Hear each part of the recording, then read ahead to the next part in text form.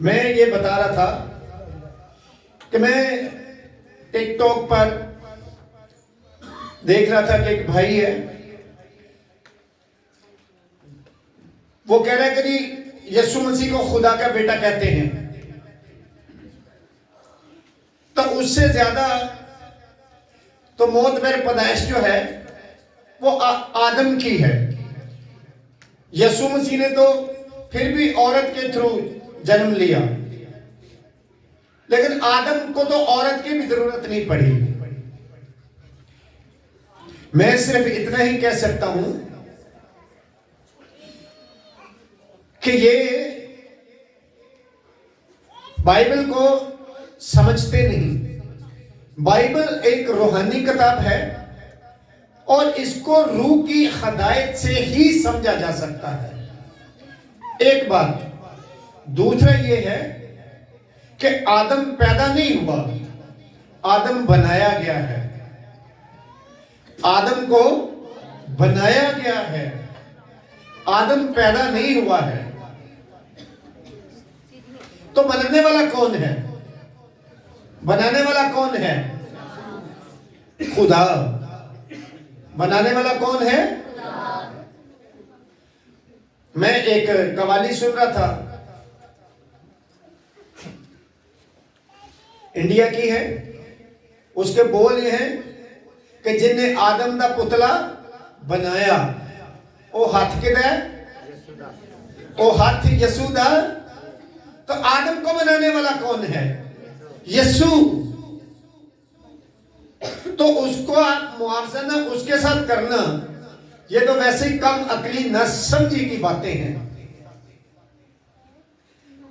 ये कलाम को और खुदा की कुदरत को ना समझने की बातें हैं। तो मैं समझता हूं कि मैं तो ऐसे लोगों को जवाब देना भी मुनासिब नहीं समझता कि जवाब बंदा उसको दे जिसको कलाम पाक की कुछ समझ हो। हालेलुया। आज अब प्रॉब्लम यह है कि यीशु मसीह को खुदा का बेटा क्यों कहा जाता है। उसको वजह यह है कि वो समझते हैं कि यीशु मसीह को खुदा का बेटा हम मान लेंगे तो उसको खुदा मानना पड़ेगा। अब वो उसको खुदा ना मानने की वजह से ये सारी वजूहात पेश करते हैं कि किसी ना किसी तरह से यीशु मसीह को खुदा का बेटा साबित ना किया जाए। किसी न किसी तरह 25 दिसंबर को जो है वो हटा दिया जाए कि जो जमाने यीशु मसीह के साथ जुड़े हैं हम किसी तरह उन्हें हला सकें, जैसे कि कबल अज मसीह बाद अज मसीह। ठीक है, तो ये उनकी कोशिश है, लेकिन वो कर नहीं सकते। हालेलुया। आज हम यीशु मसीह के बारे में कुछ सीखेंगे जिससे आपको मैं ये बताना चाहता हूं कि आप बेशुमार बरकत पाएंगे और आपको आज यीशु मसीह से और भी ज्यादा प्यार हो जाएगा। जोरदार तालियां यीशु मसीह के लिए।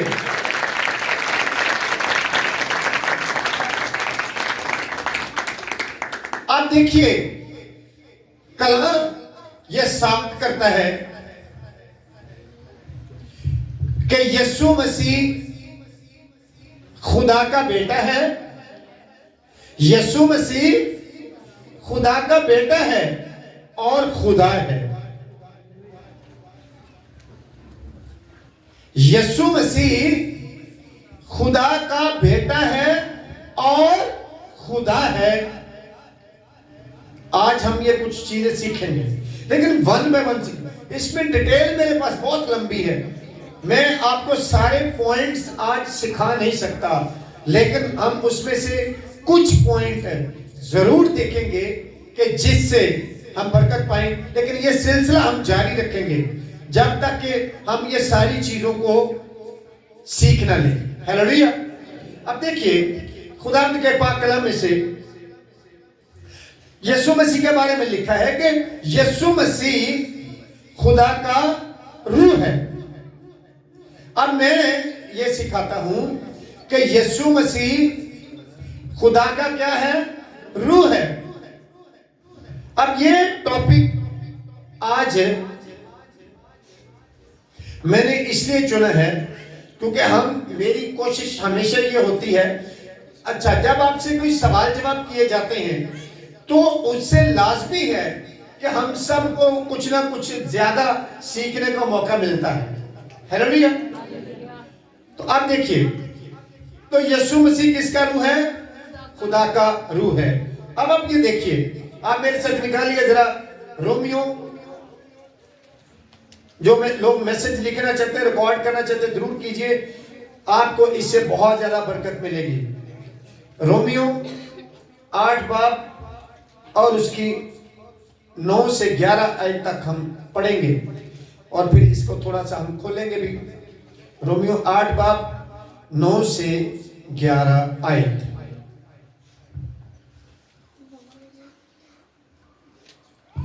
और लिखा है कि लेकिन तुम जिस्मानी नहीं बल्कि रूहानी हो, बशर्ते कि खुदा का रूह तुम में बसा हुआ है। क्या लिखा है? कि तुम जिस्मानी नहीं बल्कि रूहानी हो, बशर्ते कि खुदा का रूह तुम में बसा हुआ है। मगर जिसमें मसीह का रूह नहीं वो उसका नहीं। लेकिन तुम जिस्मानी नहीं बल्कि रूहानी हो, बशर्ते के खुदा का रूह तुम में बसा हुआ है। मगर जिसमें मसीह का रूह नहीं वो उसका नहीं। ये साथ ही उसने इस बात को साबित कर दिया है कि तुम जिस्मानी नहीं बल्कि रूहानी हो, क्योंकि खुदा का रूह तुम में बसा हुआ है। और आगे साथ ही कहता मगर जिसमें मसीह का रूह नहीं वो उसका नहीं। आप कलाम में लिखा है कि तमाम नबियों में जो खुदा का रूह काम करता था वो किसका रूह था? मसीह का रूह था। तो मसीह खुदा का रूह है। अब रात के एक जगह हम कलाम कर रहे थे तो वहां पर बात हुई कि जो रूह कुद्दस है वो कैसे खुदा है। तो फिर मैंने उनको बताया कि रूह कुद्दस खुदा है बाप और बेटे के रूह होने के सबब से। अच्छा, जब आपको किसी बात का पता होता है और मैं बोलता हूं तो आप उसको बोला करें, रिपीट किया करें और पक्का हो जाएगा। ये आपको सिखाया गया है कि रूह कुद्दस किस सबब से खुदा है? खुदा का रूह, क्या बोला मैंने? तो रूह कुद्दस किस सबब से खुदा है? बाप और बेटे का रूह होने के सबब से वो खुदा है। और यहां पर वो यही कह रहा है कि जिसमें मसीह का रूह नहीं वो खुदा का नहीं, वो फिर जिस्मानी है। अगर आप रूहानी होना चाहते हैं तो आपके अंदर मसीह का रूह होगा तो आप रूहानी हैं। हालेलुया। तो मसीह किसका रूह है? बाप का रूह कह लें, खुदा का रूह कह लें, एक ही बात है। आपको मैं सिखाना ये चाह रहा हूं और उन लोगों तक इस वीडियो के थ्रू पैगाम भिजवाना चाह रहा हूं कि मसीह खुदा का बेटा है और खुदा है। कि मसीह खुदा का बेटा है और खुदा है। अब यहां पर यह कलाम पाक साबित कर रहा है कि यीशु मसीह का रूह खुदा का रूह है। हालेलुया। आगे देखिए, आगे लिखा है और अगर मसीह तुम में है तो बदन तो गुनाह के सबब से मुर्दा है। बदन तो गुनाह के सबब से मुर्दा है मगर रूह रास्तबाजी के सबब से जिंदा है। और अगर उसी का रूह तुम में बसा हुआ है, जिसने यीशु मसीह को मुर्दों में से जलाया, तो जिसने यीशु मसीह को मुर्दों में से जलाया वो तुम्हारे फानी बदनों को भी अपने उस रूह के वसीला से जिंदा करेगा जो तुम में बसा हुआ है। अच्छा, मेरी आप सबसे एक दरख्वास्त है कि जितने बाइबल पढ़ सकते हैं वो बाइबल की स्टडी करें, वो बाइबल को रेगुलर पढ़ें। क्योंकि अगर आप बाइबल की स्टडी नहीं करेंगे, रेगुलर नहीं पढ़ेंगे, गल्लां तुहाडे सिर तो लंघ जाएंगे, तुहानू समझ नहीं आउंदी। क्योंकि ये डीप बातें हैं, समझ गए मेरी बात। लेकिन इनको सीखना तो है, हमने उसके लिए मेहनत तो करनी है। न्यू ईयर का जो मेरा मैसेज है ना, वो मैंने खुदा के आगे रखा था। मैं सीख रहा हूं, फिर आपको भी सिखाऊंगा कि जिंदगी में गोल क्या है। जिंदगी में गोल क्या है? गोल का मतलब होता है टारगेट क्या है, करना क्या है, पाना क्या है, पहुंचना कहां है, ये मैं सिखाऊंगा। तो ये भी टारगेट है कि आप बाइबल को पढ़ें ताकि मसीह तक पहुंच सके। ये आपको बाइबल पहुंचाएगी जब आप पढ़ेंगे। तो अगर आप सिर्फ जुमेरात को कलाम सुन लिया, संडे को सुन लिया, ये काफी नहीं है। आप अपने अंदर यीशु मसीह को जानने की, पाने की और उस तक पहुंचने की जस्तजू रखें, वो आपको लेके जाएगा। और वो मैप जो है, जो रास्ता जो है, वो बाइबल मुकद्दस है जो आप तो मसीह तक पहुंचाने। हालेलुया। आगे चलिए। आगे लिखा मसीह खुदा का कलमा है। मसीह खुदा का कलमा है। कलमे का मतलब है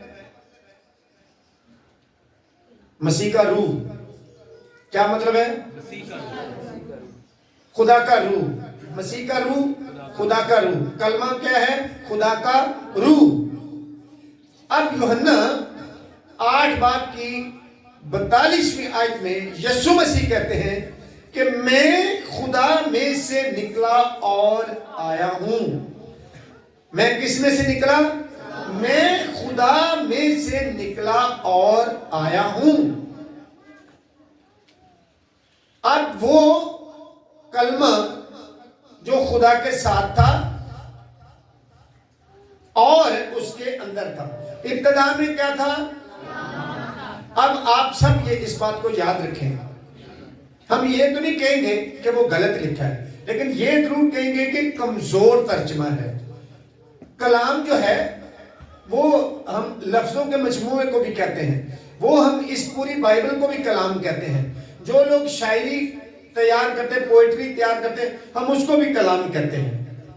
लेकिन यीशु मसीह के लिए लफ्ज कलमा, इब्तिदा में कलमा था, कलमा खुदा के साथ था और कलमा खुदा था।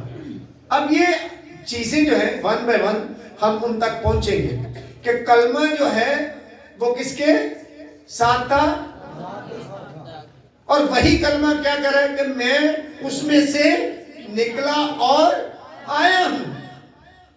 तो फिर कलमा क्या हुआ? खुदा का रूह। मसीह क्या है? खुदा का रूह। और आगे चल के अब देखिए, आप मेरे साथ निकालिए,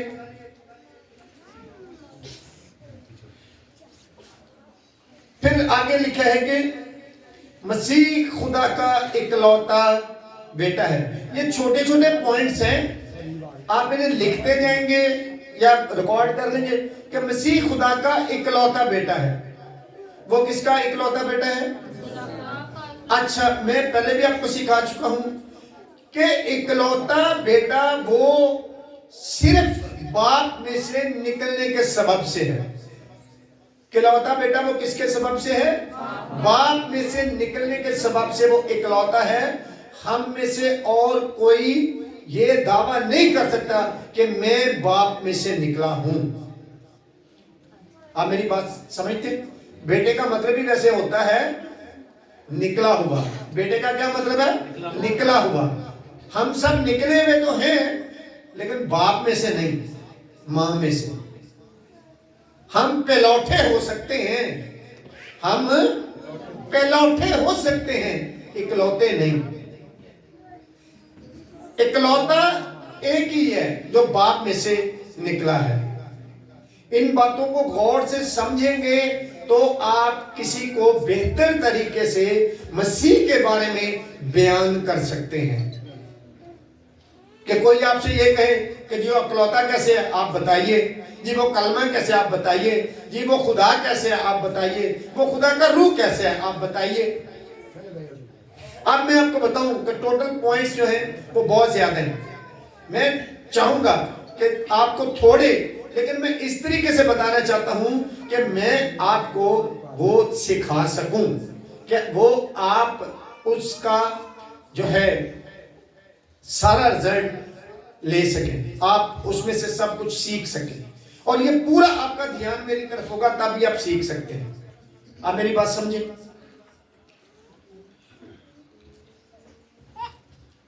और कलमा जो है, मुजस्सम कौन हुआ है? कलमा क्या है? मुजस्सम हुआ है। और आगे ये पूरी आयत जब हम पढ़ते हैं ना, यूहन्ना की इंजील पहले बाब की 14वीं आयत, तो वहां पे लिखा है कि कलमा मुजस्सम हुआ और हमारे दरमियान रहा और हमने उसका ऐसा जलाल देखा। क्या देखा? अच्छा, ये बात अब जो मैं करने लगा हूं, ये सीखनी है, इसका बुरा नहीं बनाना। क्या मैंने देखा? हमने उसका ऐसा, किसका? कलमे का। हमने ऐसा जलाल देखा जैसा बाप के। तो हम कहते हैं जी हम यहां पे आए हैं कि खुदा को जलाल दें, हम खुदा को जलाल देते हैं। हम खुदा को जलाल नहीं दे सकते, वो ऑलरेडी उसका है। वो तो खुदा का जलाल का मतलब है खुदा की हजूरी, खुदा की प्रेजेंस। इवन कि आप ये भी कहते कि खुदा, तो फिर भी गलत नहीं है। तो मैं आप खुदा को जलाल दे सकते हैं? हमने खुदा का जलाल जाहिर करने, हम जब भी बोले तो हम बोलेंगे कि आओ हम खुदा का जलाल जाहिर करें। ये लफ्ज है, लेकिन इसके अंदर मतलब बिल्कुल 100% तब्दील हो जाता है। आप यूहन्ना की इंजील 6 बाब 20वें पढ़ के देखें। सॉरी, ग्रंथियों, पहला ग्रंथियों 6 बाब 20वीं आयत, वहां पर लिखा कि तुम कीमत से खरीदे गए हो। किससे खरीदे गए हो? बस अपने बदनों से खुदा का जलाल जाहिर करो। जलाल क्या करो? जाहिर करो। आप देखिए ना, आप एक दुनियावी बात भी लें तो आप किसी को वही चीज दे सकते हैं ना जो आपके पास हो। जो आपके पास होगा वही देते हैं ना। आप शुक्रगुजारी देते हैं तो आप फिजिकली देते हैं ना, प्रैक्टिकली देते हैं ना। पैसों की सूरत में दें, खाने की सूरत में दें, पैसे भी तो वो आप देते हैं। तो अगर हम कहते हैं हम उसको जलाल दें, तो फिर मेरे पास या आपके पास किसी के पास जलाल है कि उसको दें? तो ये सीखने की बातें हैं, इनके ऊपर गौर करने हैं। हम ये नहीं कह सकते कि आओ हम खुदा को जलाल दें। जलाल खुदा का है। यहां पर भी हमने देखा, सीखा। एक और आयत है, जब आप मेरा ख्याल लूका 2 बाब को आप जब पढ़ेंगे तो जहां पर लिखा है कि खुदा का जलाल उनके चौगिर्द चमका। खुदा का जलाल उनके चौगिर्द चमका। तो फिर इंसान कैसे जलाल दे सकता है जब वो है ही उसका? जलाल तो है ही खुदा का। इस बात को सोचने की बात है। चलिए आगे चलते हैं। मालूद, बेटा क्या है? मालूद है। बेटा क्या है? मालूद है। पहले हम इसके बारे में एक आयत पढ़ते हैं, फिर हम उसके ऊपर आएंगे कि उसकी तशरीह कर सकें। फिलिपियों 2 बाब की 6ठी आयत को हम देखेंगे। इससे ये होगा कि आपको हवाले निकालने के भी प्रैक्टिस हो जाती है कि फटाफट आपको पता चल जाए कि कौन सी चीज कहां लिखी है।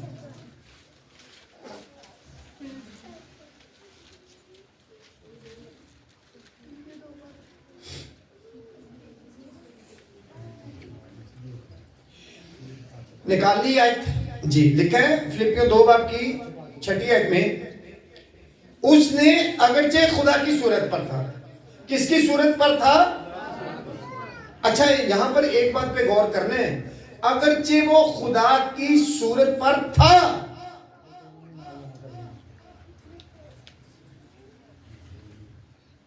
का मतलब है कि कहीं पहले की बात है। अगरचे वो खुदा की सूरत पर था और खुदा के बराबर था। मैंने कहा कि मालूद का मतलब होता है जिसके बारे में हमें पता हो कि वो पहले से बाप के सुलभ में मौजूद है। तो वो कलमे की सूरत में पहले से बाप में क्या है? मौजूद था। उसने कहा कि मैं बाप में से निकला और आया हूं। अब कलमा जो है वो मुजस्सम हुआ है, वो मालूद है बाप से। बात की समझ आ रही है? अच्छा, मुश्किल तो नहीं लग रहा? अगर किसी को मुश्किल लग रहा है तो हाथ खड़ा करे, ਅਸੀਂ ਮਜ਼ੀਦ ਇਹਨੂੰ ਆਸਾਨ ਕਰਨ ਦੀ ਕੋਸ਼ਿਸ਼ ਕਰਾਂਗੇ। ਫਿਰ ਮੈਂ ਪੰਜਾਬੀ ਚ ਸੁਣਾਉਣਾ ਸ਼ੁਰੂ ਕਰ ਦਾਂਗਾ ਤਾਂ ਕਿ ਹੋਰ ਆਸਾਨੀ ਨਾਲ ਅਸੀਂ ਇਹਨੂੰ ਸਮਝ ਸਕੀਏ। ਹਾਲੇਲੂਇਆ। ਮਲੂਦ ਦਾ ਮਤਲਬ ਇਹ ਵੇ ਆਸਾਨ ਕਰਨੇ ਆ ਗੱਲ ਨੂੰ। ਹੁਣ ਵੇਖੋ ਆ ਜਿਹੜੀਆਂ ਭੈਣਾਂ ਨੇ ਅਗਰ ਇਹ ਅਲਟਰਾਸਾਊਂਡ ਵੀ ਕਰਾ ਲੈਂਦੀਆਂ ਨੇ ਜਦੋਂ ਇਹ ਪ੍ਰੈਗਨੈਂਟ ਹੁੰਦੀਆਂ ਨੇ ਤੇ ਉਹਨਾਂ ਨੂੰ ਇਹ ਤਾਂ ਪਤਾ ਚੱਲ ਜਾਂਦਾ ਹੈ ਕਿ ਮੁੰਡਾ ਪੈਦਾ ਹੋਏਗਾ, पर कोई ये नहीं मां कह सकती कि जी आहो अल्ट्रासाउंड जो मैं कराया मैंने पता ही विलियम ने पैदा होना है। उदों किसी को नहीं पता सी भी विलियम पैदा होएगा, उदों ये पता सी जी मुंडा पैदा होएगा। आप मेरी बात समझ गए कि मलूद का क्या मतलब है।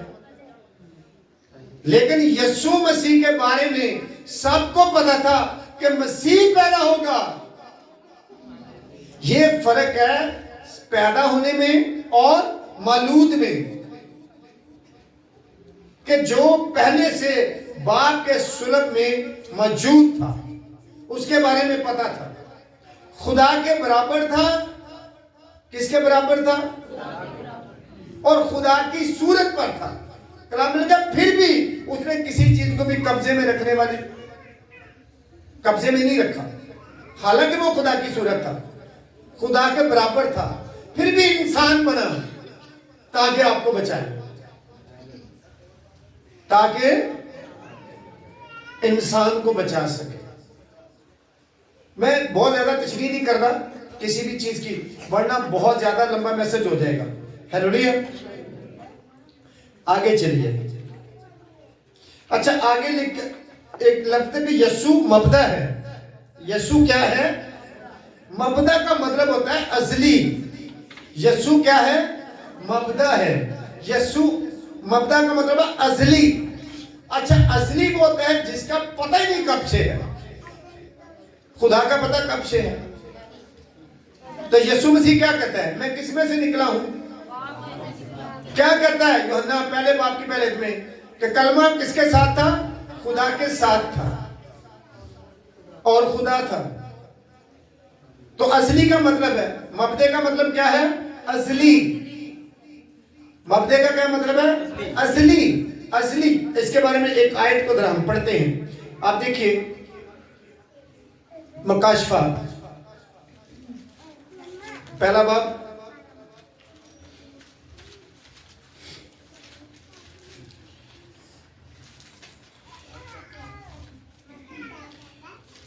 और तीसरी आयत को 14वीं आयत को सॉरी हम देखेंगे।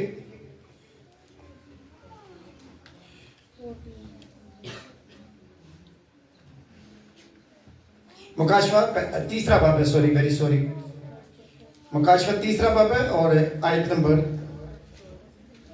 14 है। और लिखा है जो अमीन और सच्चा और बरहक गवाह और खुदा की खलकत का मबदा है वो ये फरमाता है। क्या है? खलकत का मबदा है, वो अजली है, वो अजल से है।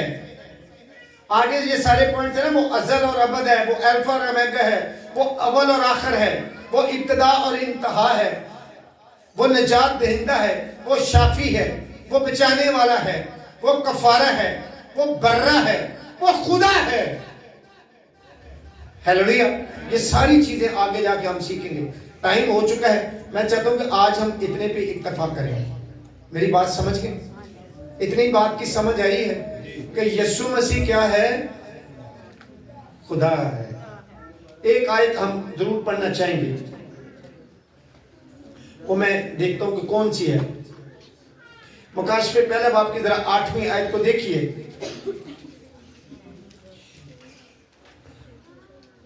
लिखा है खुदावंद खुदा, बड़े गौर से ये सब सुने।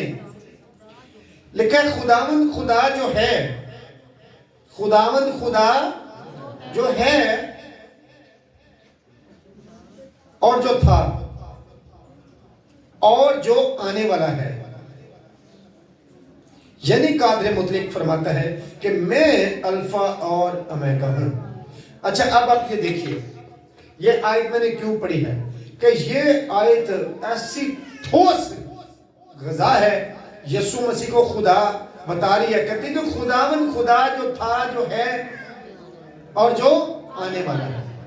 कौन आने वाला है? यीशु मसीह। कौन आने वाला है? यीशु मसीह। वो कहता है कि मैं अल्फा और ओमेगा हूं। वो कहता है मैं मर गया था, अब जिंदा हूं और अब दरअसल जिंदा रहूंगा। ये यीशु दावे करता है और ये ऐसे दावे सिर्फ खुदा कर सकता है। हालेलुया। मुर्दों को जिंदा खुदा कर सकता है, पानियों को खुदा थमा सकता है, तूफानों को खुदा समा सकता है। हालेलुया। और आप ये देखिए कि मैं आपको ये बताना चाहता हूं कि आने वाले जो मैसेजेस हैं, ठीक है, वो सारे तालीमी मैसेज होंगे जो संडे को दिए जाएंगे। आप जितने बच्चे कलाम सीखने वाले हैं, या तो मोबाइल में रिकॉर्डिंग करें या जरूर लिखें, क्योंकि अगर आप चाहते हैं मसीह तक पहुंचना, आप मेरी बात समझे हो कि पौलुस रसूल एक जगह पे बात करता है, वो कहता है कि मैं इस कोशिश में हूं। ये जो न्यू ईयर का मैसेज है ना, उसकी ये मरकजी आयत है, कहता मैं इस कोशिश में हूं कि मरकर जिंदा होने वालों में शामिल हो सकूं, मैं उस दर्जे तक पहुंचूं। आप मेरी बात समझें। अगर आप मसीह को पालेंगे तो हमेशा की जिंदगी आपकी है। मुबारक हो। खुदा आपको